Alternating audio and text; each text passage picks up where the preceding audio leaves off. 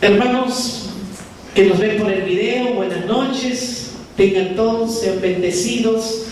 Para todos los hermanos de Ecuador, Colombia, Chile, Argentina, Bolivia, México, Japón, Francia, Inglaterra, Estados Unidos, Italia, y para todas las naciones que nosotros hasta este momento no sabemos quiénes más nos están viendo, pero para todos sean bendecidos, y que estas enseñanzas que estamos siguiendo cada semana sean de provecho y sea de edificación, sobre todo para nuestras vidas, para darnos cuenta en qué estamos fallando, qué es lo que Dios quiere de cada uno de nosotros, cómo estamos caminando, porque Dios dice que nosotros tenemos que caminar de acuerdo a su perfecta voluntad.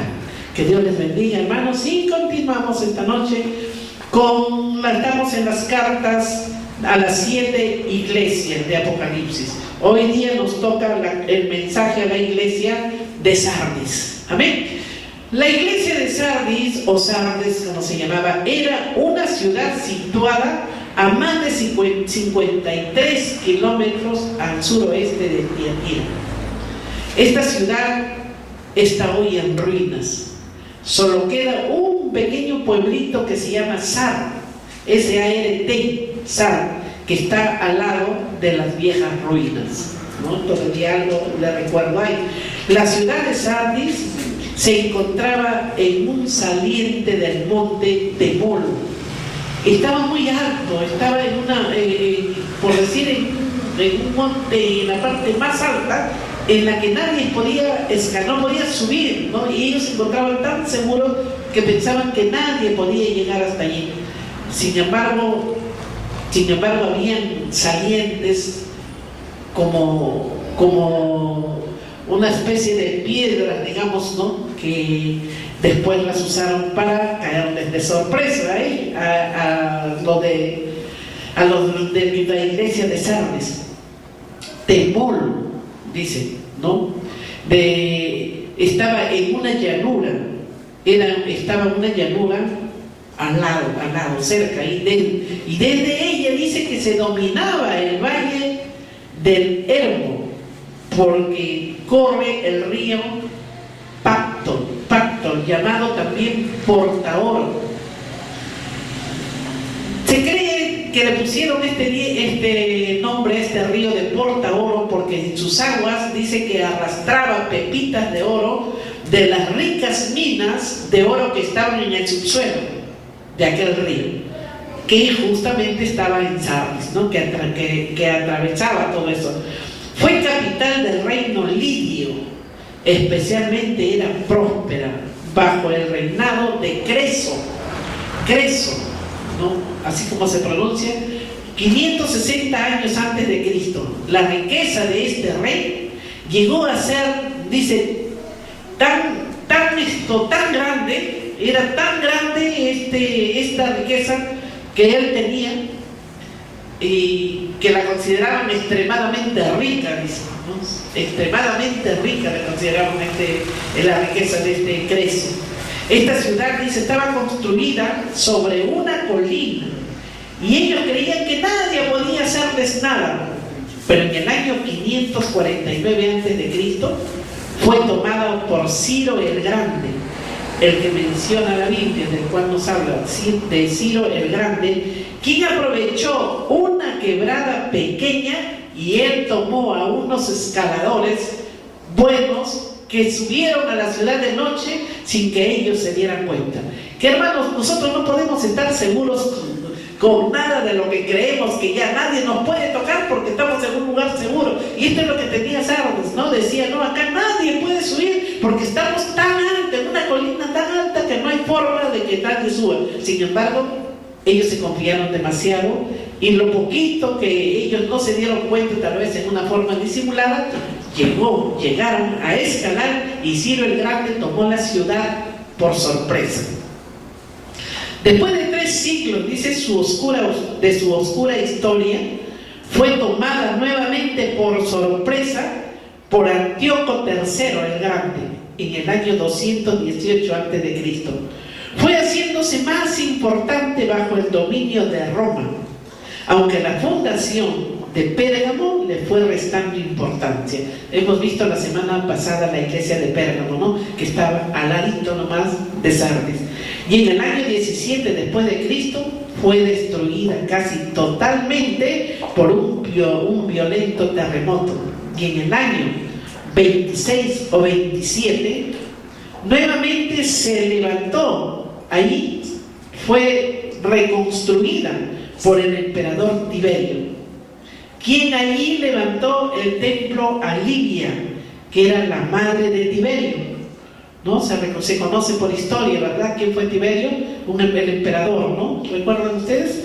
Aquí predominaba el culto a Ceres, la madre de los dioses de los griegos. En el tiempo en que Juan escribía el Apocalipsis, Sardis decaía rápidamente. Sardis era renombrada por sus industrias de lana y de tintorería, y sus habitantes tenían fama de libertinos y arrogantes, soberbios, tanto por su riqueza en oro como por la supuesta inexpugnabilidad de la ciudad. Sardis representa la época de la Reforma, desde 1517 hasta aproximadamente el año 1800. Sardis significa lo que escaparon, los que escaparon. Ahora vamos a ver Apocalipsis 3, del 1 al 6. Apocalipsis 3, versículos del 1 al 6. Mensaje a Sardis.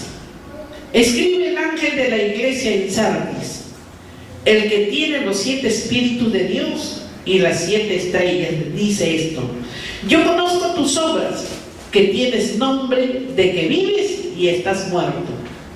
Sé vigilante y afirma las otras cosas que están para morir, porque no he hallado tus obras perfectas delante de Dios. Acuérdate pues de lo que has recibido y oído, y guárdalo, y arrepiéntete, pues si no velas, vendré sobre ti como ladrón, y no sabrás a qué hora vendré sobre ti. Pero tienes unas pocas personas en Sardis que no han manchado sus vestiduras, y andarán conmigo en vestiduras blancas, porque son dignas. El que venciere será vestido de vestiduras blancas, y no borraré su nombre del libro de la vida.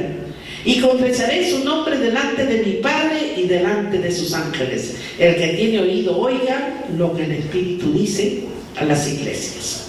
Gloria a Dios. Entonces acá estamos viendo nosotros en esta carta que Cristo representa en esta iglesia, gloria a Dios, como el que sostiene los 7 espíritus de Dios y las 7 estrellas. Las 7 estrellas son mencionadas aquí precisamente porque su brillo debe reemplazar a lo que queda y está a punto de morir. ¿Ven? Las estrellas es lo que tiene, dice, precisamente tiene un brillo que debe reemplazar a lo que queda y que está a punto de morir. En el versículo 2 nos dice: sé vigilante y afirma las otras cosas que están para morir, porque no he hallado tus obras perfectas delante de Dios. Esto dice a los tímidos, miedosos, llenos de pavor: hay que levantarlos. Sé vigilante, no te distraigas, no duermas. Sardis estaba viviendo como una población pagana en lo material, de los recuerdos antiguos, de las pasadas glorias,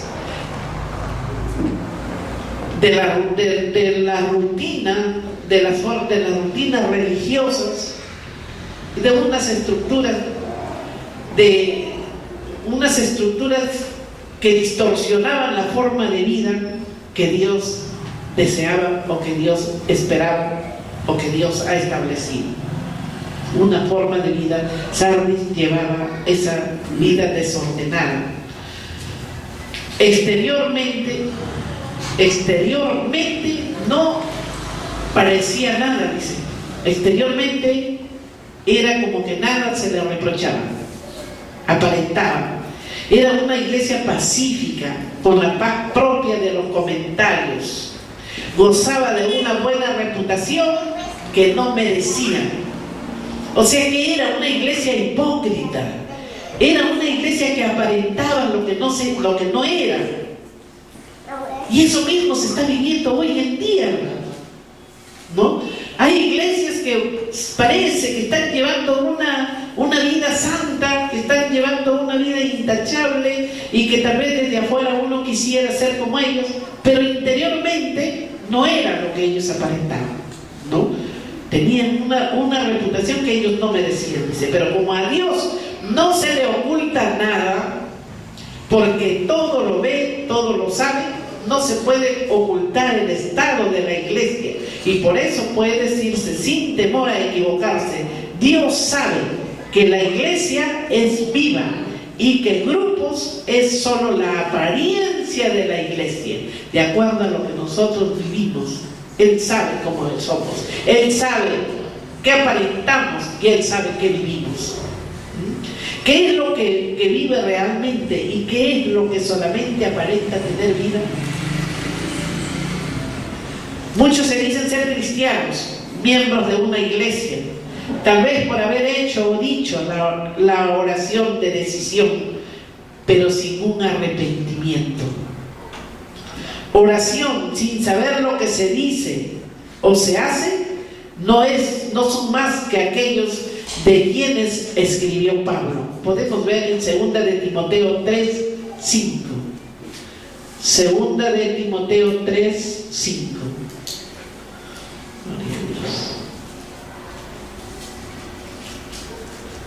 Aleluya. 2 de Timoteo 3, versículo 5. Que tendrán apariencia de piedad, pero negarán la eficacia de ella. A estos evita. A estos evita. Tienen la forma de la piedad, pero han negado la eficacia de la misma, o sea, la eficacia de lo que es la piedad. Y a estos hay que evitarlos. No camines con ellos, porque lejos de traerlos a la luz, ellos te jalan a las tinieblas con sus costumbres, con su forma de hablar, su forma de vestir, el libertinaje en que viven, aunque se dicen ser cristianos, pero no hay cambios. Mateo 7 del 21 al 23. Mateo 7 del 21 al 23. Gloria a Dios. Aleluya. Mateo 7 del 21 al 23. No todo el que me dice Señor, Señor entrará en el reino de los cielos, sino el que hace la voluntad de mi Padre que está en los cielos. Muchos me dirán en aquel día: Señor, Señor, ¿no profetizamos en tu nombre y en tu nombre echamos fuera demonios y en tu nombre hicimos muchos milagros? Y entonces les declararé: nunca os conocí, apartados de mí, hacedores de maldad. No. Muchos le dirán en aquel día: Señor, Señor. Muchos que hoy estamos ministrando, estamos predicando, estamos tal vez orando por los enfermos, estamos saliendo a hacer obras, aparentemente muchos, tal vez para que nos vean, pero no viviendo lo que Dios quiere dentro de nosotros. El día que nos toque entregar cuentas, nos acercaremos y le dirán: Señor, Señor. ¿Qué dice el Señor? Que Él nunca nos conoció. Él dirá: nunca los conocí. Y es más, nos dirá: apartaos de mí. La palabra es maldito. Apartaos de mí. Y encima se echará al fuego eterno. Es terrible posibilidad tener nombre de que uno vive y solo creerlo uno mismo. Yo creo que soy cristiano, yo solo lo creo. Y los demás, ¿cómo me ven? No se trata de decir yo soy, sino que los demás den testimonio de mí. No que yo diga quién soy, sino que los demás digan quién soy. Tener nombre y solo el nombre, tener fama de espiritualidad y que luego el Señor te diga, estás muerto. Cuando hoy Jesús en medio de la iglesia observa, no haya esferas y formas desprovistas de sentido íntimo. ¿Cuál es esa intimidad que Cristo busca? La intimidad de tu corazón y el de Él. La intimidad de nosotros, intimidad uno, como si fuera un matrimonio, tú y Cristo, tú y Dios. Esa intimidad es la que Dios busca. Hemos de confesar constantemente nuestra dependencia del Señor. Nosotros siempre tenemos que estar hablando de quién dependemos. Eso es lo que nuestra boca debe de estar presente, la palabra yo dependo de Dios. Yo dependo de Él, mi vida depende de Él. Mi vida no depende de lo que yo pueda hacer, mi vida no depende de mis fuerzas, mi vida no depende de mi trabajo, mi vida no depende de un sueldo, mi vida no depende de las cosas materiales, mi vida depende de Dios. Y es Dios quien me provee para todo, es Dios quien me da la vida. Si yo puedo respirar es porque Dios permite que yo todavía pueda respirar. Nuestra dependencia es del Señor y de su Santo Espíritu. Solamente Él puede renovarnos y capacitarnos para su servicio y una adoración alegre y gozosa. Una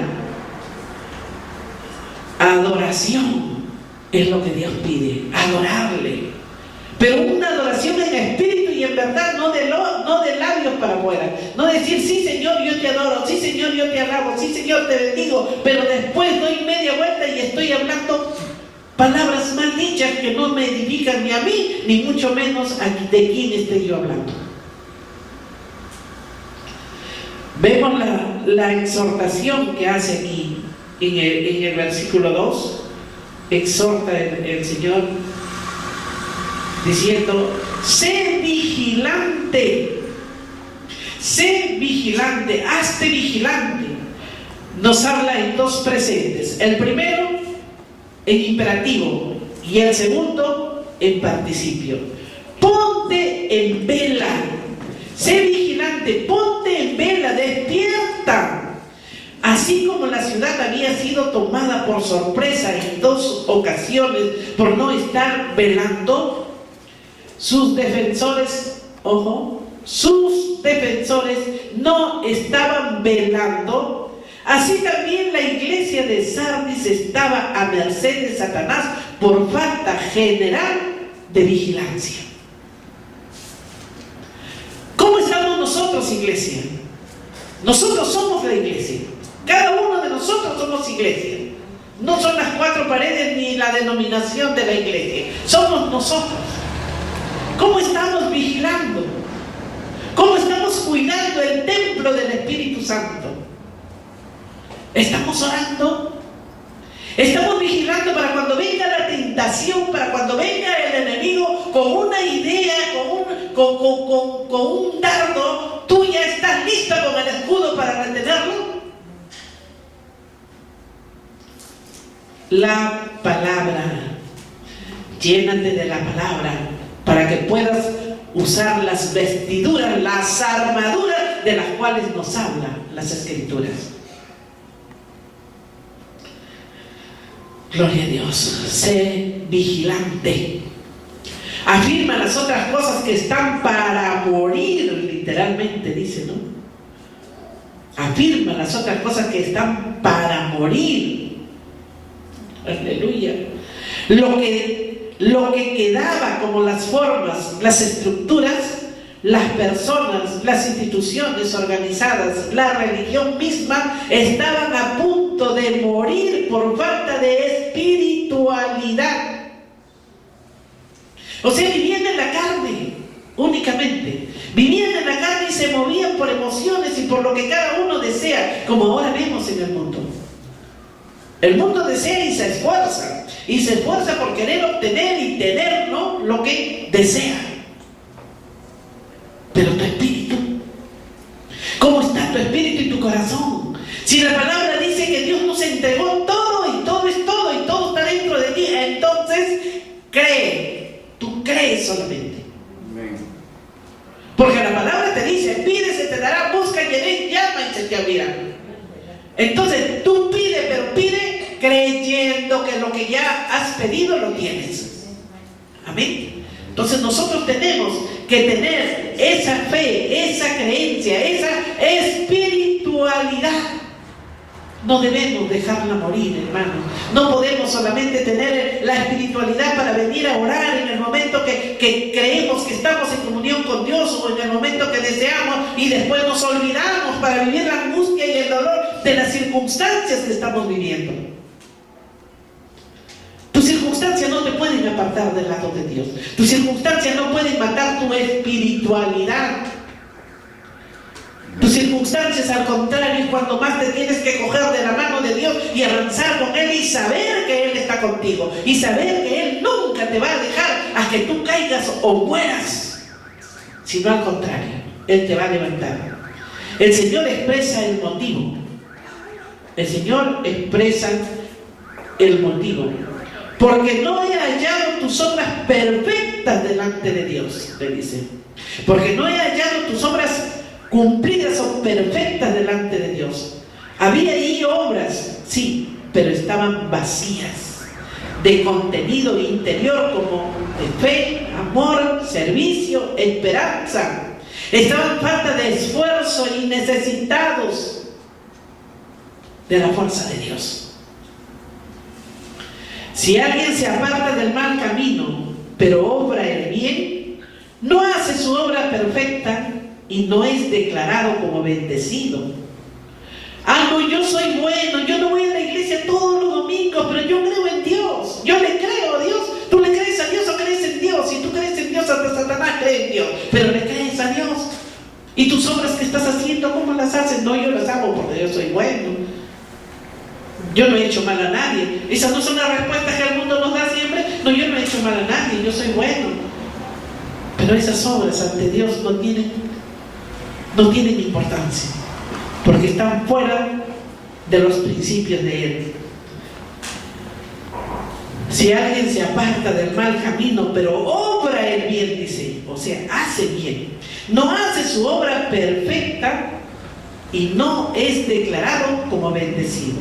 Las obras han de estar perfectas y completas, no solo delante de los hombres, sino especialmente a los ojos de mi Dios, a quien nada se le oculta.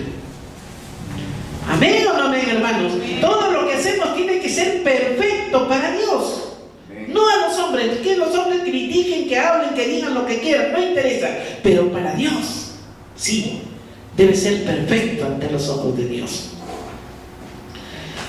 En el versículo 3, acuérdate pues de lo que has recibido y oído, y guárdalo y arrepiéntete, pues si no velas, vendré sobre ti como ladrón, y no sabrás a qué hora vendré sobre ti. Recuerda pues de lo que has recibido y oído. Es decir, trae a la memoria como un recordatorio lo mucho y bueno, cuánto y de qué calidad que oíste al recibir el mensaje de salvación, con sus promesas, sus privilegios y también con exigencia del verdadero discipulado. Todo esto lo tienes recibido frente al oíste, pero lo tienes bajo la ceniza, frío, inactivo, agonizante. Guárdalo y arrepiéntete por guardar esto. Implica algo interior, una observación cordial. Arrepiéntete, dice la palabra. Arrepiéntete indica la urgencia del cambio de mentalidad de una vez por todas, mientras que guarda está en presente porque indica algo que debe continuar. Guarda, dice, ¿no? Estamos viendo aquí.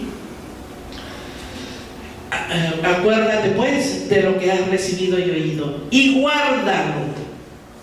guárdalo y arrepiéntete, dice. Eso está en presente.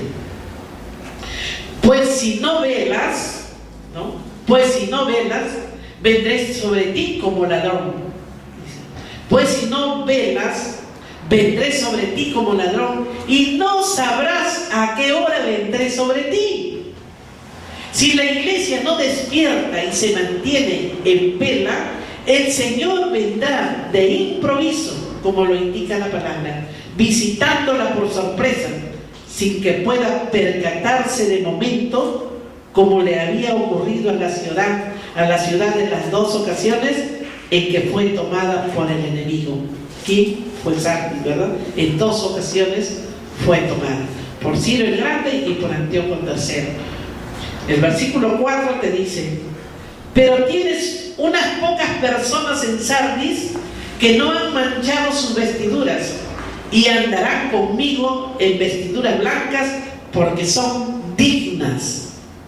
Pero tienes unas pocas personas en Sardis que no han manchado sus vestiduras y andarán conmigo en vestiduras blancas porque son dignas. O sea, da el resultado, ¿no?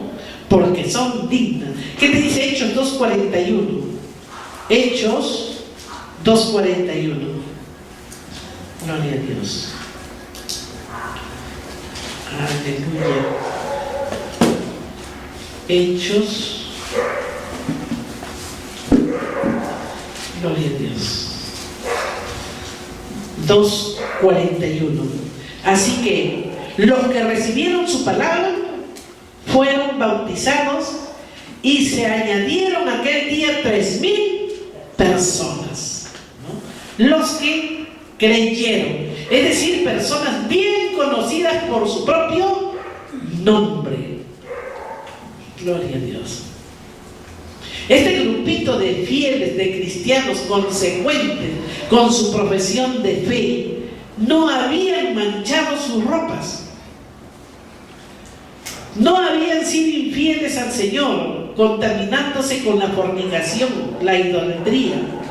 Los creyentes recordarían su industria de lana que saldría tan blanca de los talleres. Ni siquiera los paganos consentían que se tomase parte en sus cultos con los vestidos manchados.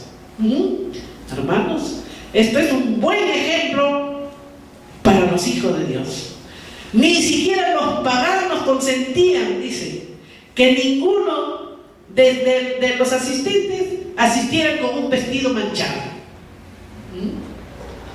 Y mucho menos los sacerdotes. Entre los judíos, si caía una mancha en las vestiduras de los sacerdotes, no podían servir a Jehová en el templo.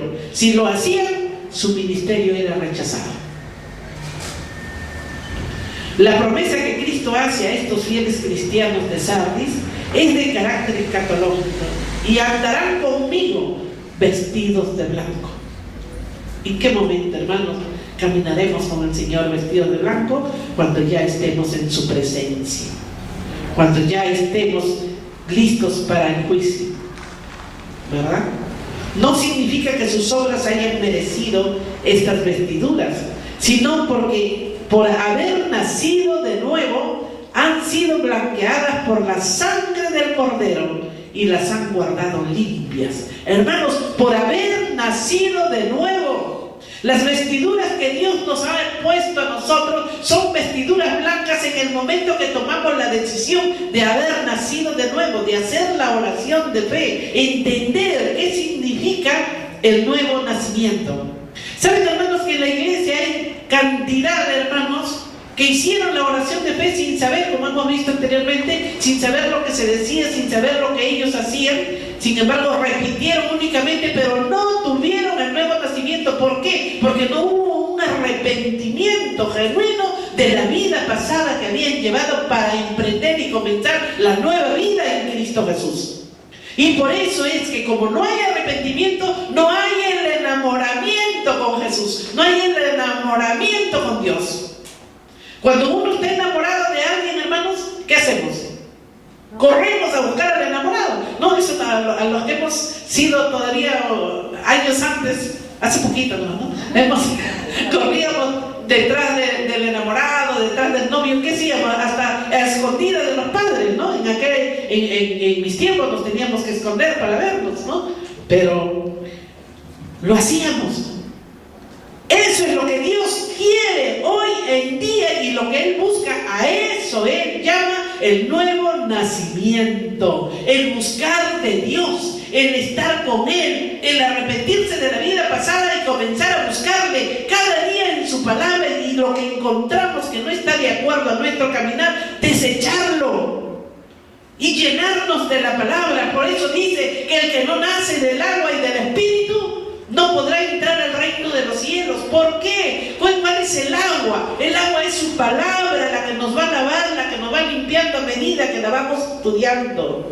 Y nacer del Espíritu es haber hecho la confesión de fe, de haber permitido que Cristo entre a morar a nuestro corazón y de que el Espíritu Santo esté en nosotros. Eso es lo que Dios quiere. Ese es el nuevo nacimiento. Y luego el enamorarse de Dios. Amén. Por eso dice la palabra: no pierdas tu primer amor. ¿De qué amor está hablando el Señor? ¿De qué amor? ¿Cuál es el primer amor? No te habla de tu primer enamorado, sino te habla del primer amor a Dios. En el momento que nosotros hemos decidido, ese es el primer amor. Lo tengo a Cristo en mi corazón y yo no quiero perderlo. Y cuando recién lo recibimos, queremos que todo el mundo se convierta. Y tenemos el testimonio de Ali. Ali partió con su primer amor. Ali no perdió su primer amor, hermanos. Él se reconcilió con Dios por la separación que tuvo un tiempo seguramente, pero luego entró a su primer amor y quería que todos se convirtieran. Él quería y buscaba a todos sus compañeros. Hay testimonios grandes, hermanos, que buscaba uno, otro, y él iba con todo lo que él tenía dentro, con lo que él vivía y lo que él estaba pasando. Él quería que todos sus compañeros conocieran al Dios que él amaba, al Dios que él tenía dentro de sí. Su primer amor, ese amor nunca se debe perder, hermano. Ese es el amor que Dios pide, el amor que nosotros debemos conservarlo y de cada día alimentarlo, cada día, así como cuando se busca, cuando se busca al enamorado, hermanos. No digo al esposo, porque ya al esposo, ya después que ha vivido el tiempo de enamoramiento, de noviazgo, ya para el esposo ya lo tenemos seguro en la casa, ¿no? Ya lo vemos ahí, pero al enamorado y al novio sí lo buscamos afuera, ¿verdad? Entonces, así busquémosle a Dios, hermano. Busquemos a Dios con ese amor, hermano. Eso es lo que Dios quiere, eso es lo que Dios te pide. Tu primer amor. ¿Qué te dice el Salmo 119:9? Salmos 119:9. Gloria a Dios. Aleluya. Salmos. Gloria a Dios. 119:9. ¿Con qué limpiará el joven su camino? Con guardar tu palabra. Únicamente con la palabra limpiaremos el camino que nos estorba, hermanos. Todos los obstáculos que se te presentan en tu caminar, únicamente con la palabra echa fuera todo lo que te estorba. No hay nada que se pueda poner delante de un hijo de Dios que uno no pueda echarlo fuera en el nombre de Jesús. Este Salmo te lo está diciendo. Tenemos que guardarnos nosotros. Tenemos que ser lavados con la sangre del Cordero. Debemos limpiarnos de todo lo que es idolatría e inmoralidad por medio de la obediencia a su palabra, a la palabra de Dios, y ser capacitados por la gracia. Amén. Tenemos que ser capacitados por la gracia y el poder de su Espíritu. Los judíos, de acuerdo con el libro apócrifo, hay un libro que no está en la Biblia, sino que es apócrifo, de segunda de Esdras 2:40, dice: los que caminan con Dios durante su vida son dignos de caminar con Él después de su muerte. El versículo 5. Nosotros tenemos que saber cómo estamos caminando desde ahora, a dónde vamos, y entonces cuando tengamos que partir de aquí sabremos, ya según cómo caminamos ya sabemos qué lugar nos espera. El versículo 5 dice: el que venciere será vestido de vestiduras blancas, y no borraré su nombre del libro de y confesaré su nombre delante de mi Padre y delante de sus ángeles. La promesa es doble. En la primera se nota una alusión a las industrias de lana de la ciudad de Sardes. Vestir. Será cubierto, envuelto en vestiduras blancas. El verbo da a entender que todo el ropaje que cubre a la persona es de un blanco espléndido, significando la partición de la gloria del Cristo resucitado, como premio con que Dios recompensa una conducta inmaculada. El blanco es símbolo de victoria, de paz, de pureza, de alegría festiva. Ahora, ¿cuáles las vestiduras blancas que nos habla el Señor? ¿Será esta ropa, hermano? Este es negro. ¿Será estas ropas oscuras? Vestiduras blancas nos habla de vestiduras espirituales, que nosotros la tenemos que confeccionar para el momento en que tengamos que entrar a las bodas del Cordero o cuando tengamos que entrar a la presencia del Señor. Las vestiduras blancas que las tenemos que confeccionar nosotros mediante la vivencia de la palabra. ¿Amén o no amén? Amén, hermano. Gracias a una inscripción hallada por los austriacos en las excavaciones de Éfeso, se sabe que se condenó a muerte a 45 habitantes de Sardis por haber maltratado a causa de rivalidades religiosas a unos embajadores de Artemisa que llevaban una ofrenda de vestidos a la estatua de la diosa que se veneraba en un templo de Sardis. Entonces, ya en aquel entonces ya perseguían a los idólatras, ¿no? ¿Y qué hicieron los idólatras? Porque estaban llevando esas vestiduras para una diosa, como hoy mismo se usa, ¿verdad? Se visten a los ídolos, así estaban llevando. Y estos 45 no querían que pasaran esas ropas para vestirlos.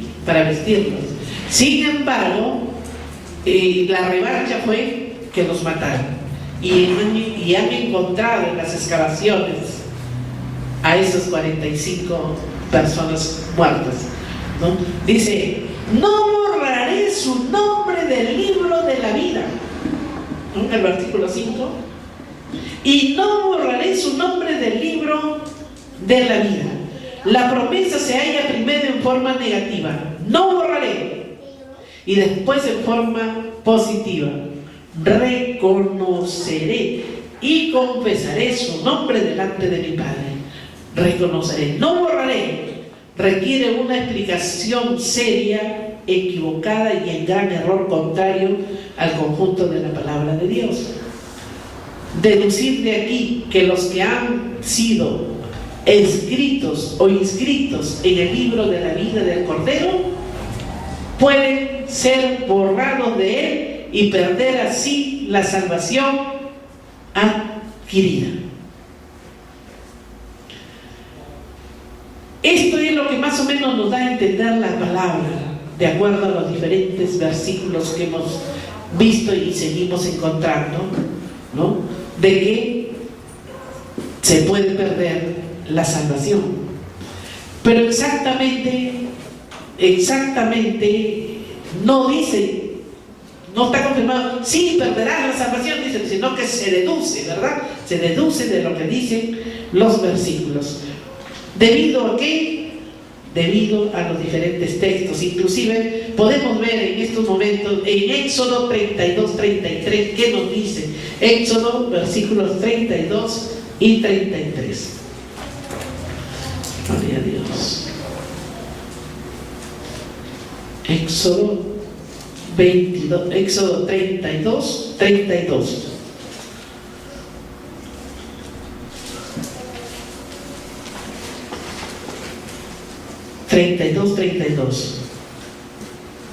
Que perdones ahora su pecado, si no, ráeme ahora de tu libro que has escrito. hablando del antiguo, ¿no? Si no le perdonó tu pecado, será borrado del libro, dice Éxodo. ¿Qué te dice el Salmo 69, 28? Salmos 69, 28.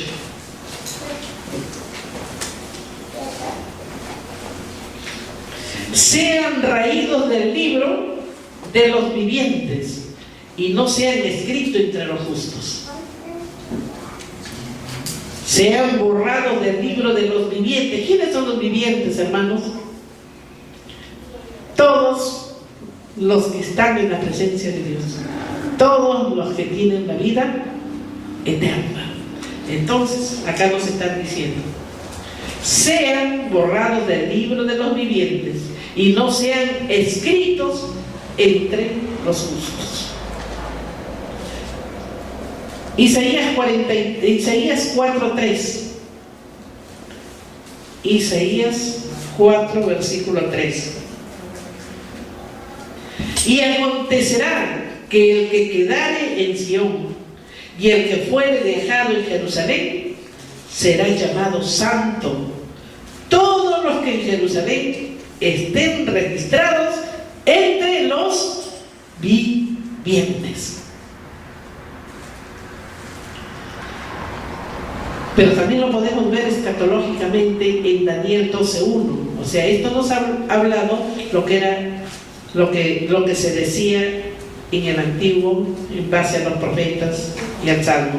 Ahora escatológicamente en Daniel 12:1, perdón, en Daniel 12:1. En aquel tiempo se levantará Miguel, el gran príncipe que está de parte de los hijos de tu pueblo, y será tiempo de angustia, cual nunca fue desde que hubo gente hasta entonces. Pero en aquel tiempo será libertado tu pueblo, todos los que se hallen escritos en el libro de la vida. Amén. Lucas 10:20. Aleluya. Lucas 10:20. Pero no regocijéis de que los espíritus que os sujetan, sino regocijaos de que vuestros nombres están escritos en los cielos. Aleluya. De eso alégrate, de eso regocíjate. ¿Qué te dice Filipenses 4:3? Filipenses 4:3. Asimismo te ruego también a ti, compañero fiel, que ayudes a estas que combatieron juntamente conmigo en el Evangelio, con Clemente también y los demás colaboradores míos, cuyos nombres están en el libro de la vida. Gloria a Dios. En conclusión, ser borrado de este libro es lo mismo que no estar inscrito. Equivale a quedar excluido. Finalmente el Señor asegura: confesaré, es decir, reconoceré, no dejaré tu nombre, no negaré su nombre delante de mi Padre y a los ojos de sus ángeles.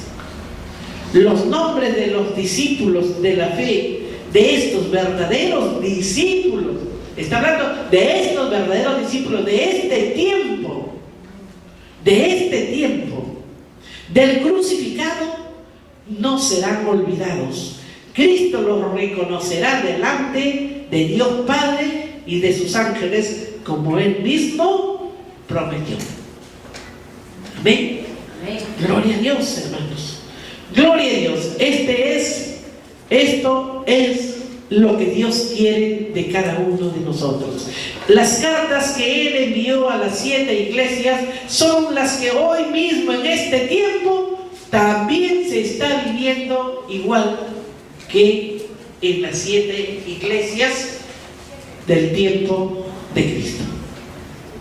Son cartas proféticas que escribió el apóstol Juan, y que nosotros ahora estamos caminando en estas naciones, en esta nación de Perú, y que podemos ver también en diferentes lugares, en diferentes iglesias, podemos ver apariencia de iglesia, podemos ver apariencia de fieles, podemos ver, hermanos, como vulgarmente se dice por acá, son cucufatos, ¿sí?